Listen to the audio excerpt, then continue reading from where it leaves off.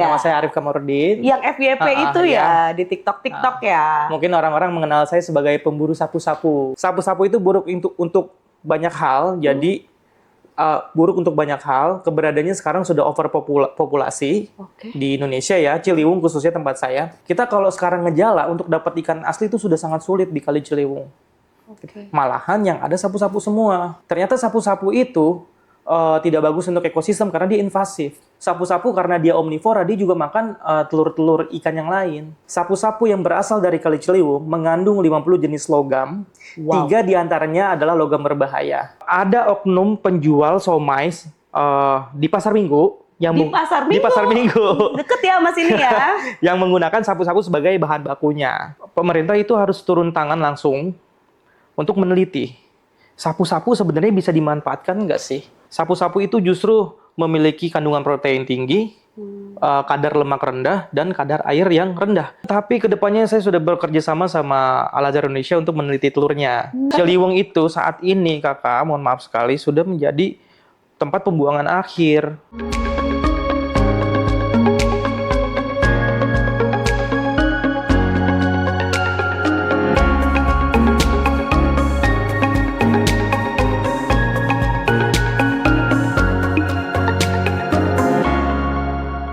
Kembali lagi di podcast Rumah Pemuda, Winnie Septiana menyapa. Ketika ekosistem rusak, siapa sih sesungguhnya yang harus bertanggung jawab? Kita bahas yuk sama anak muda satu ini, Arif Kamarudin. Assalamualaikum. Waalaikumsalam. Sehat ya? Yuhu, gitu. Yuhu.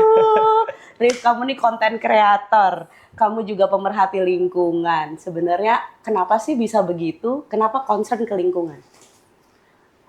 Ya sebelumnya perkenalkan ya, nama saya Arif Kamarudin. Yang FYP itu ya, di TikTok ya. Mungkin orang-orang mengenal saya sebagai pemburu sapu-sapu. Oh, pemburu sapu-sapu. Untuk saat ini ya. Ikan sapu-sapu. Ikan sapu-sapu. Kenapa tuh, Rif? Ya mungkin karena konten saya isinya untuk saat ini sapu-sapu kebanyakan, Kak. Kamu suka sama ikan sapu-sapu? Bukan, justru sapu-sapu mau saya berantas gitu. Oh, kenapa?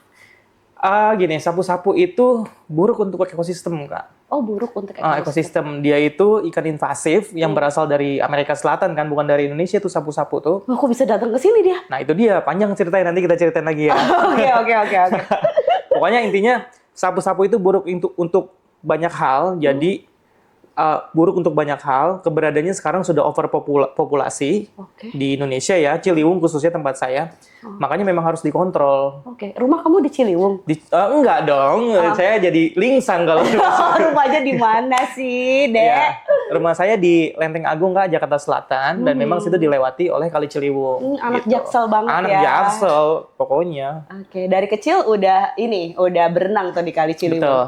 Oh iya, beneran? Bener. Jadi karena saya tinggal di situ, gitu kan, besar di situ. Jadi Kali Ciliwung itu kayak tempat main saya dari kecil, gitu kan. Saya kalau misalnya nih orang-orang sekarang main ke mall, saya mainnya ke kali dulu. Bener dari kecil. Usia berapa tuh? Saya lupa ya, pokoknya sebelum saya sekolah, mungkin sebelum TK pun saya sudah bisa berenang kayaknya dulu tuh. Latihannya di kali? Iya. Di Kali Ciliwung? Di Kali Ciliwung. Dan dari situ udah kenal sama ikan sapu-sapu? Sudah kenal, cuman nggak sekenal sekarang. Kalau kayak dulu kan waktu saya kecil atau nggak SMP lah gitu kan, udah mulai tahu, sapu-sapu itu banyak gitu kan. Terus sapu-sapu itu nggak bisa dimakan sudah tahu. Tapi untuk pengetahuan tentang buruk ke ekosistem, buruk untuk kesehatan itu baru tahu setelah saya dewasa, setelah saya bisa berpikir. Dan kamu riset gitu. Kenapa tuh ada dorongan untuk ngeriset ikan sapu-sapu? Jadi gini, aku ngelihatnya perbandingan dari dulu ke sekarang ya. Pada saat saya masih kecil gitu kan, saya kan sering diajak ngejala sama almarhum bapak saya gitu kan. Iya.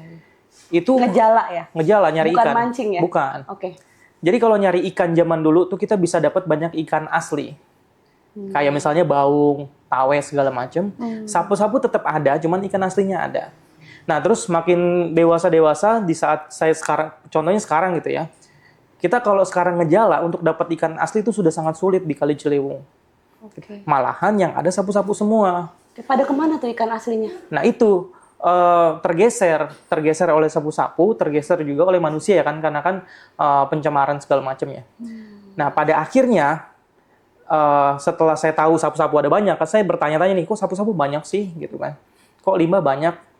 Akhirnya saya pelajari, ternyata sapu-sapu itu tidak bagus untuk ekosistem karena dia invasif. Gitu kan. Kedatangan sapu-sapu ke Indonesia, dia tidak memiliki pemangsa alami.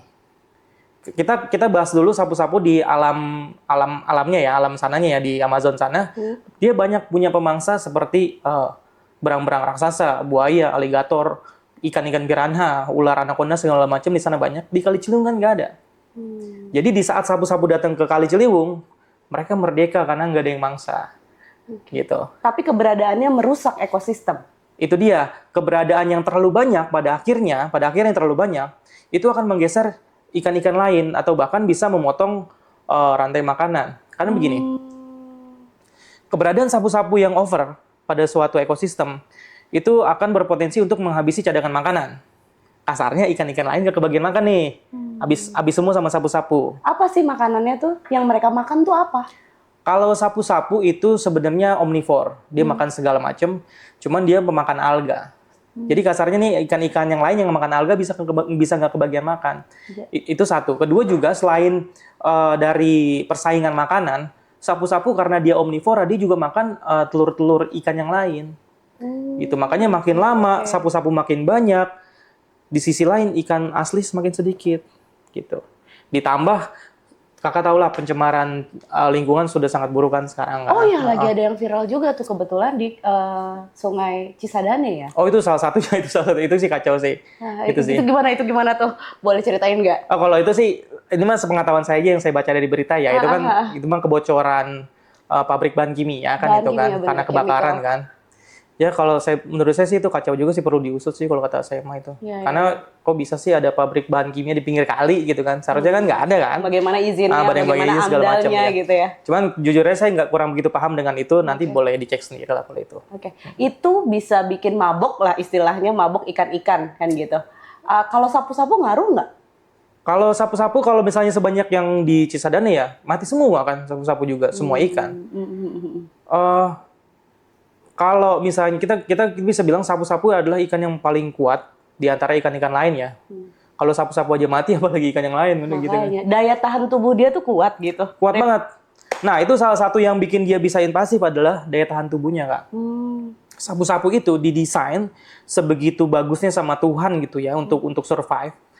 Kalau kita lihat dari struktur kulitnya aja itu keras, berduri. Dan warnanya hitam gitu ya, menyeramkan gitu. Iya benar. Nah, kulit kerasnya dia itu sebenarnya bisa menahan polusi untuk masuk ke tubuhnya. Oh gitu. Makanya dia bisa bertahan lebih kuat daripada ikan-ikan yang lain. Gitu. Banyak hal. Satu itu dari kulit. Oke, yang kulit itu juga karena dia tajam, pemangsa jadi males makan dia. Itu dua kan. Terus juga sapu-sapu itu punya dua sistem pernapasan, insang dan labirin. Jadi di saat cadangan oksigen lagi bagus, dia pakai insang. Lagi menurun dia akan pakai labirin. Jadi dia bisa bertahan tuh dibanding ikan-ikan yang lain. Itu dua. Istilahnya dia punya cadangan nyawa gitu Cadangan nyawa, benar. Pokoknya banyak lah sapu-sapu tuh luar biasa lah pokoknya lah. Iya. Makanya kamu concern ke sapu-sapu. Awalnya tuh kenapa gitu penasaran sama sapu-sapu? Ya itu karena keresahan pribadi saya. Sapu-sapu kok banyak banget sih ini di Kali Ciliwung gitu kan. Kenapa sih? Gimana sih dia berkembang biaknya gitu? Akhirnya saya pelajari, saya ketemu Profesor itu. Oh iya? Iya. Ceritain dong. Walaupun udah banyak pasti di konten kamu ya. Ceritain di podcast Rumah Pemuda ini dong. Saya alhamdulillah mungkin akhirnya ketemu sama profesor dari Al-Azhar Indonesia, namanya Profesor Dewi Elvida Saryalo, Bu. Prof Dewi. Halo Prof Dewi. Jadi beliau itu sudah meneliti sapu-sapu selama 10 tahun terakhir. Gitu kan. Iya. Jadi dari ilmu beliau nih saya colong. Kamu serap. Saya serap ya, nggak colong ya. Halo Bu Dewi. Jadi semua konten-konten saya yang edukasi tentang sapu-sapu kebanyakan itu berasal dari bukunya Prof Dewi gitu. Oh, dijadiin buku sama beliau? Beliau sudah bikin buku, saya dapat buku dari beliau 3. Resumnya apa tuh? Kesimpulannya adalah sapu-sapu yang berasal dari Kali Ciliwung, karena kan dia menelitinya di Ciliwung kan, itu tidak layak untuk dikonsumsi. Tidak layak untuk dikonsumsi? Kenapa? Karena sapu-sapunya, tulisannya begini ya, kurang lebih ya. Sapu-sapu yang berasal dari Kali Ciliwung mengandung 50 jenis logam, 3 diantaranya adalah logam berbahaya. Bagi tubuh manusia? Iya. Wow. Karena kan logam berat itu, Kakak, kalau misalnya masuk ke dalam tubuh manusia itu kan terakumulasi ya. Kita kalau misalnya makan logam berat mungkin sehari 2 hari, sebulan 2 bulan nggak berasa. Tapi kalau kita udah makan kayak 10 tahun, baru tuh ntar hati kita kena, ginjal kita kena, nanti kita bisa kanker. Tapi fun fact-nya, banyak tukang somai yang pakai ikan sapu-sapu, isn't it? Kalau misalnya berdasarkan kompas.com, saya pernah baca berita di kompas.com. Kompas.com pernah menulis seperti ini kurang lebih ya. Ada oknum penjual somai di pasar Minggu Di pasar Minggu. Deket ya sama sini ya. yang menggunakan sapu-sapu sebagai bahan bakunya, gitu. Kita ngomongin media sebesar Kompas, dia nggak mungkin salah beritanya, pasti risetnya dalam kan. Valid ya. Pasti valid gitu. Dan memang itu satu Kompas. Kedua, kalau kita coba Kakak cek deh di FB lah, banyak grup jual beli daging sapu-sapu gitu kan.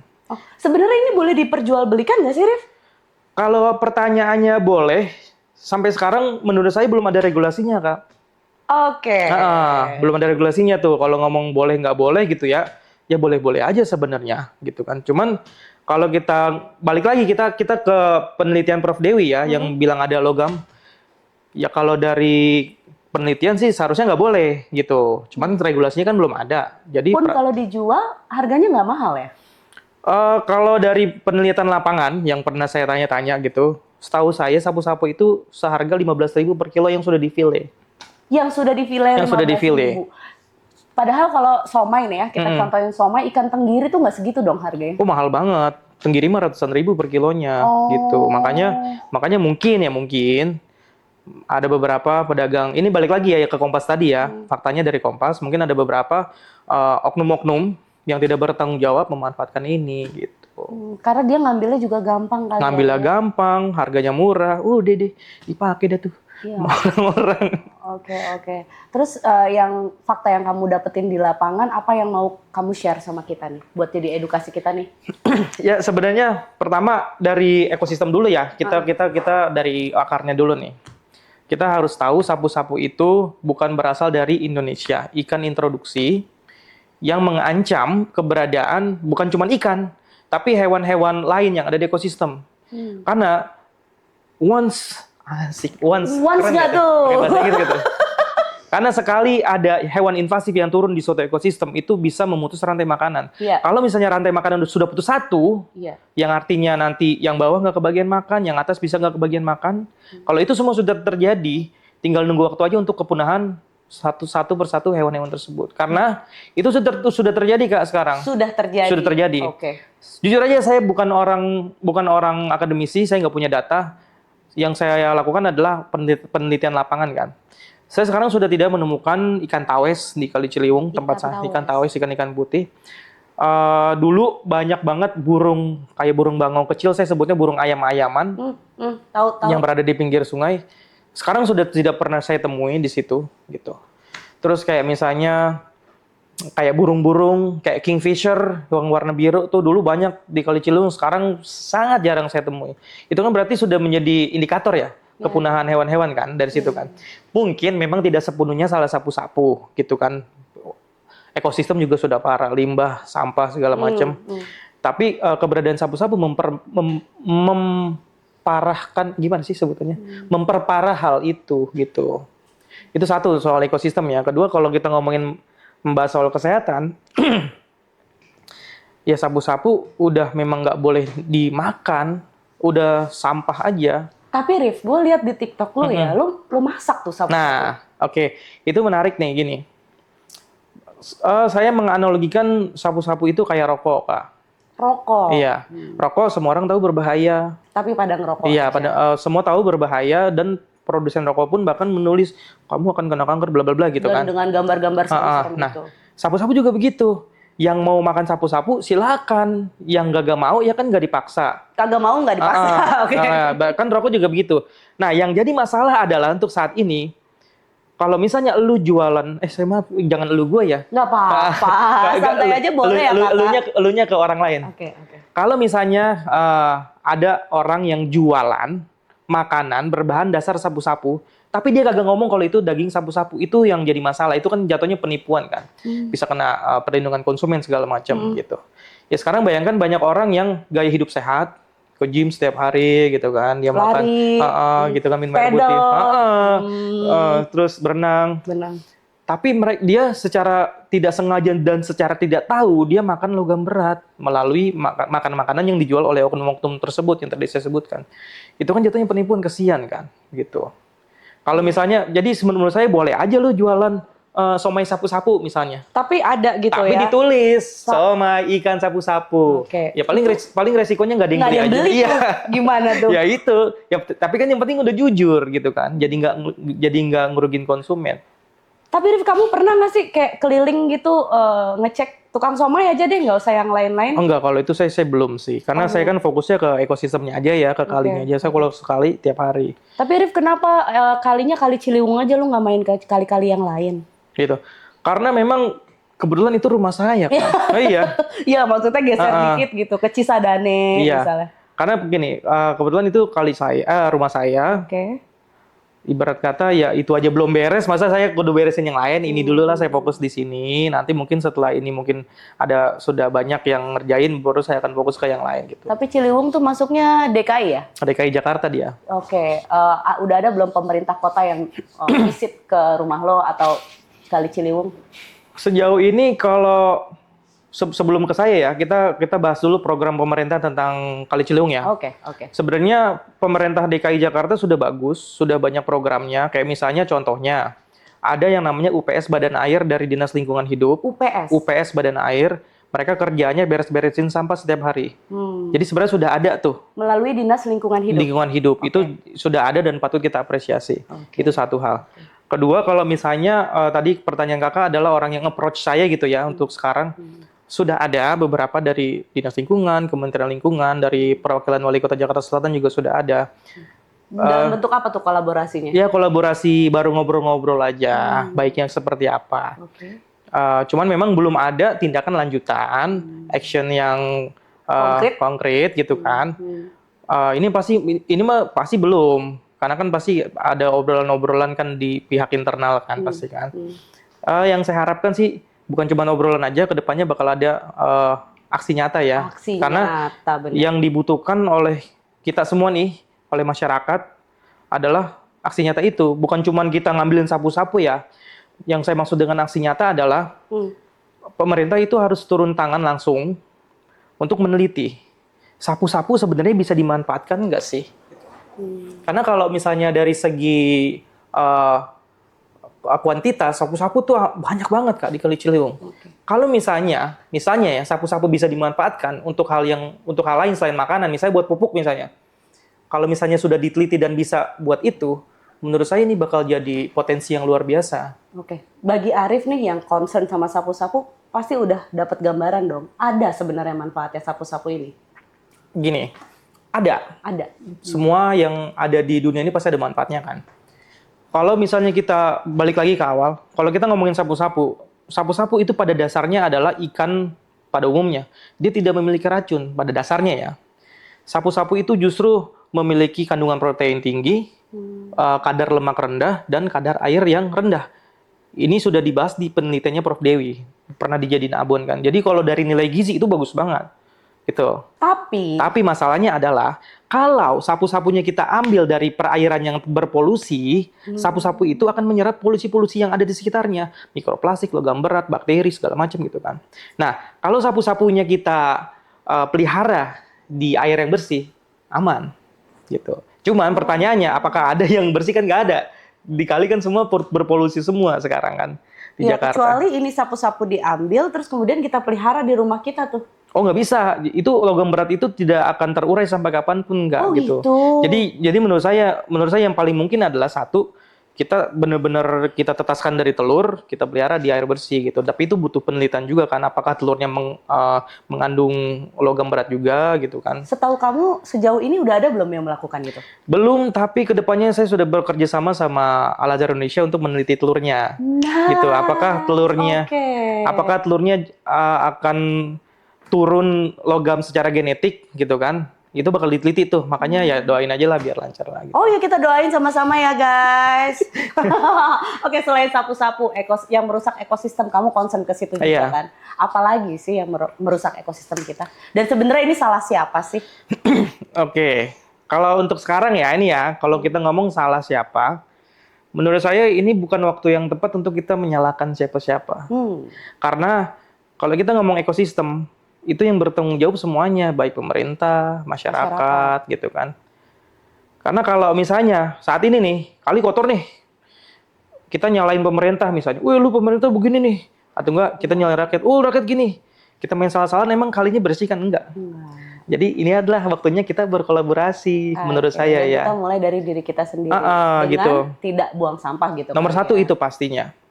Terus ya pemerintah sih yang harus benar-benar kerja keras ya kalau menurut saya kan ini. Iya dong, fungsi pengawasan dan regulasinya kan ada di pemerintah ya.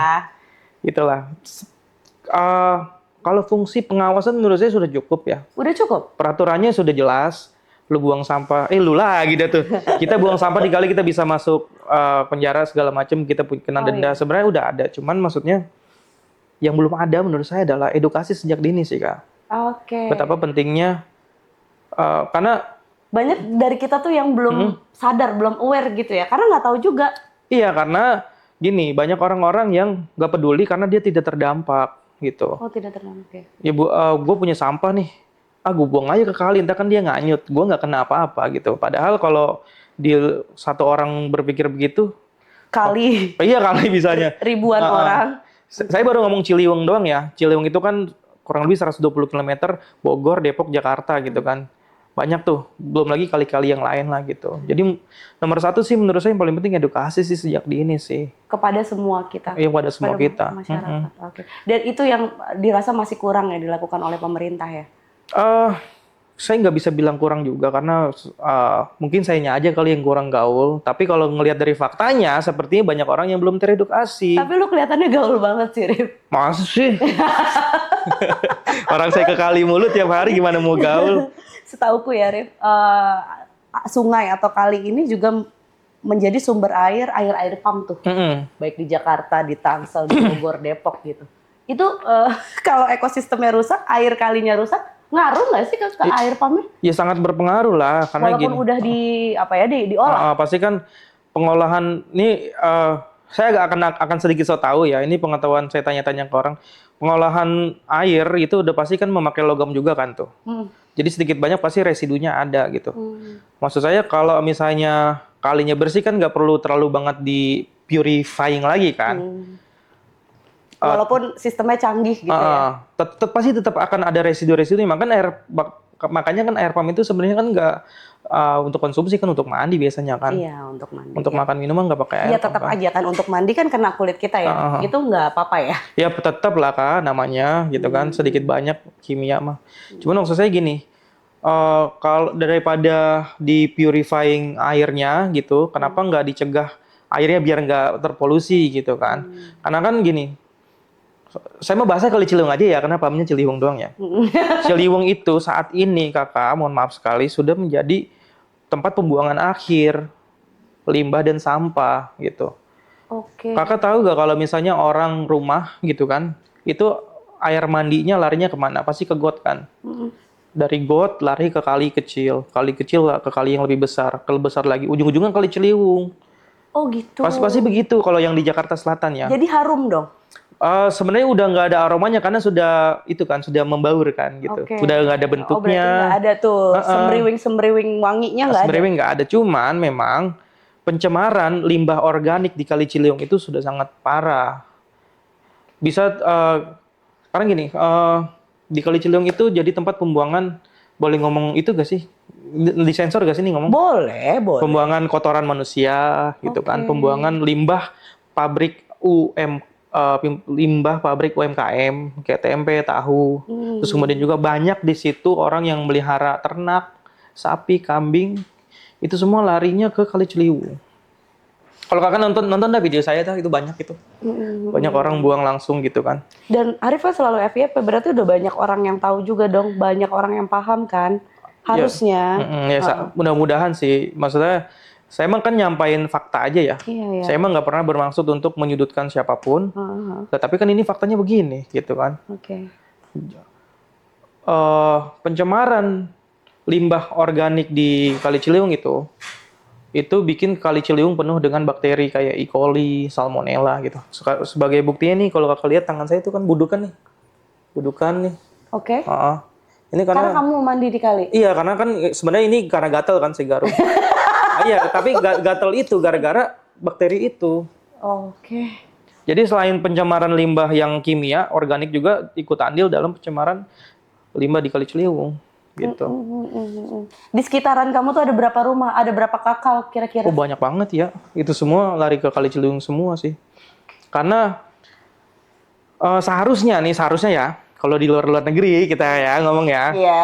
Di luar negeri itu pasti akan masuk ke IPAL namanya kan, dia dibikin lagi. Cuman kan zaman sekarang orang bikin rumah buat bikin gituan mahal ya. Mahal. Ya, biayanya. Harga tanah juga udah mahal sekarang.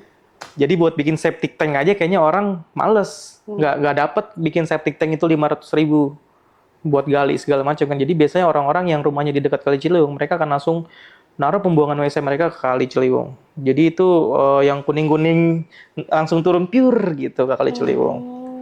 Menambah gizi dan aroma lezat, bergizi lah pokoknya. Oke, padahal secara aturan dari yang disebutin aja udah nggak boleh tuh. Kalau secara aturan, kalau gitu mah nggak usah ngomong aturan lah. Kalau aturan mah kan, kalau ngomong aturan buang sampah aja masih banyak orang yang buang kok. Gitu. Iya. Jadi kalau sampah nih, gue agak concern ke sampah karena masalah di tempat tinggal gue juga sampah ini banget gitu. Gue juga nggak tahu bahwa ini akan ke sungai atau enggak karena nggak seperti Arif yang concern sama sungai dan ekosistem. Sampah beneran mengalir ke sungai, apa sih resikonya? Ya pasti bikin banjir, itu sudah valid itu 100% gitu kan. Kasarnya begini nih, kayak sampah-sampah yang orang buang ke got gitu kan. Got larinya kan saya tadi bilang larinya ke kali-kali juga kan. Misalnya nih aliran air segini nih misalnya. Terus kita buang sampah, pasti kan air naik kan. Semakin banyak, kita nggak ngomong sampah seton 2 ton nih. Iya kan? Sampah kita aja lah di rumah gitu kan. Iya kan? Coba dah orang bikin dari gelas gitu. Gelas airnya penuhin segini. Misalnya debit air normal segini gitu kan. Kita taruh benda berat satu, pasti kan airnya naik kan. Nah, itu yang bikin banjir gitu sebenarnya. Karena kita kalau ngomongin sampah, nggak seton 2 ton Kak, sampah di Ciliwung itu. Saya pernah nanya UPS Badan Air dalam sehari gini, Bang, UPS ngangkut sampah sehari berapa banyak sih? Dia bilang bisa 15 truk. Itu berapa? Sehari. Itu di wilayah lo?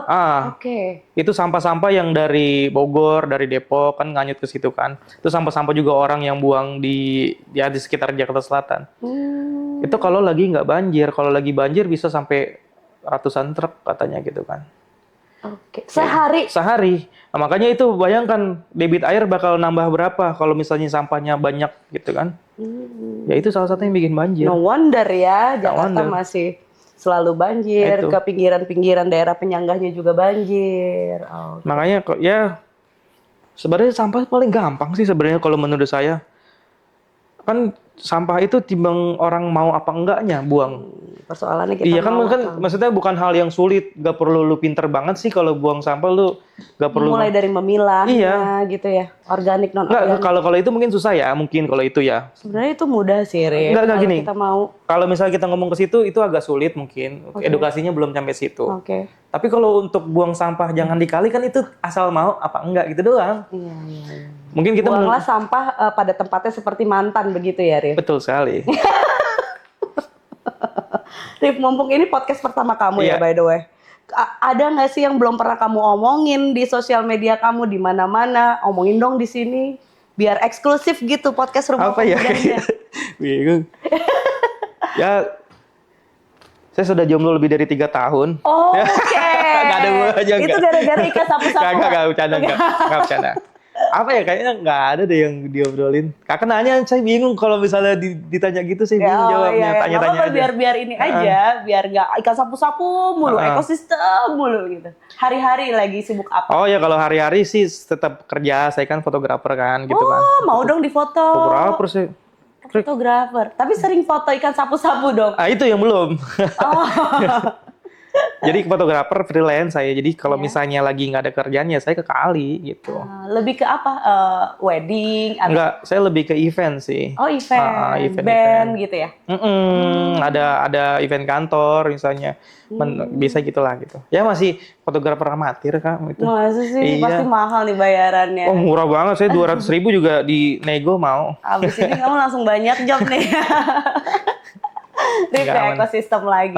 Lo sedih nggak sih ngeliat kondisi yang ada? Atau aduh udah berulang nih? Ya kalau bosen nggak sih sama kondisi ini? Bosen sih enggak, sedih ya, tapi miris. Apalagi kayak misalnya gitu, saya kan sebenarnya orang biasa ya. Saya nggak punya kekuatan apa-apa untuk melakukan hal yang lebih besar. Misalnya ada orang buang sampah di kali, saya nggak bisa negor Kak. Iya. Kalau saya negor berantem gitu kan. Kamu juga bukan aparat penegak hukum gitu ya. Palingan makanya saya cuma bisa astagfirullahaladzim gitu. Karena kan saya astagfirullahaladzim. Ya. Paling cuma bisa gitu aja, miris aja kok begitu sih gitu. Tapi kamu punya kekuatan yang cukup besar melalui sosial mediamu loh. Itu makanya makanya sering saya bahas di sosmed, yang saya bisa lakukan ya di sosmed saya, karena kan saya punya punya kontrol penuh ya di sosmed saya mau bikin apa. Makanya saya sering tuangkan tuh keresahan-keresahan saya tentang orang buang sampah. Tapi sejauh ini belum ada ancaman atau apa ya karena kamu speak up banget soal lingkungan hidup ini? Belum ada sih. Mungkin saya juga nggak seterkenal itu juga orang-orang kayaknya. Tapi terkenal. Tadi kamu nyampe sini banyak yang minta foto kok. Kagak ada. Gitu. Oke. Buat closing statement untuk anak muda supaya kayak lo nih. Concern gitu ke ekosistem kita harus melakukan apa dari langkah kecilnya aja, Rif? Sebenarnya kalau satu hal yang sering saya kasih tahu dan saya nggak bosan-bosan adalah jangan buang sampah di kali nomor satu itu paling gampang, semua orang bisa, semua usia bisa, jangan buang sampah di kali. Yang kedua yang paling penting juga adalah untuk anak-anak muda seperti saya, kan saya umur 21 ya. 21? Kita beda 2 tahun, aku 23. Iya. Untuk anak-anak muda seperti ya kita berdua nih. Oke, seperti kita berdua. Tetap edukasi diri kita Kak, jangan berhenti-berhenti. Internet itu bagai pedang bermata dua gitu kan. Ada yang buruk, ada yang baik. Kalau kita nyari buruk dapat buruk, nyari baik dapat baik. Ambil baiknya, biar kita tetap pintar gitu. Karena menurut saya, kalau orang pintar itu nggak mungkin buang sampah di kali, nomor satu. Menarik nih. Pasti orang kan? Pintar nggak mungkin buang sampah. Nggak mungkin. Orang pintar pasti berpikir, aduh kalau gue buang nanti banjir. Pasti kan mikir kan? Makanya tetap edukasi diri kita biar kita tetap pintar gitu. Nggak kemakan hoax, kita tahu sapu-sapu kenapa buruk, sampah kenapa buruk. Kalau udah tahu, pasti orang-orang bakal ngelakuin hal yang baik sih. Persoalannya Rif nih, kalau kita tahu dari mana ini hoax atau bukan? Lah, kalau misalnya kita sudah teredukasi, kita sudah tahu data-datanya, kita nggak mungkin kemakan hoax sih kan. Oke. Yang ketiga adalah? Kayaknya 2 aja itu. 2 aja ya. Yang ketiga tetap nonton konten saya, yuhu. Oh, yuhu gitu. Oke. Ini untuk anak muda Indonesia nih, semangatnya dari Arif. Semangat terus. Apa yuk? Ya semangat terus, hidup memang lagi susah, cuman ya tetap aja bertahan hidup lah. Jangan sampai melakukan hal kecil, kebaikan begitu ya, Arif ya. Karena ya nggak ada ruginya berbuat baik sih Kak. Nggak ada ruginya. Baik. Karena akan dibalas oleh? Ya kita nggak usah minta balesan. Pasti kalau kita baik mah semesta juga akan baik ke kita sih. Wow, kalau kita berbuat baik semesta akan baik ke kita. So iye banget ya. So iye banget. Ada air. Oke, Rif, kita punya ini nih. Siap. Punya salam semangat. Salam semangat siap. Jadi kalau aku bilang podcast Rumah Pemuda. Speed, Smart, Solid. Jawab. Speed, Smart, Solid. Oke, siap. Podcast Rumah Pemuda. Speed, Smart, Solid. Thank you, Arif. Thank you.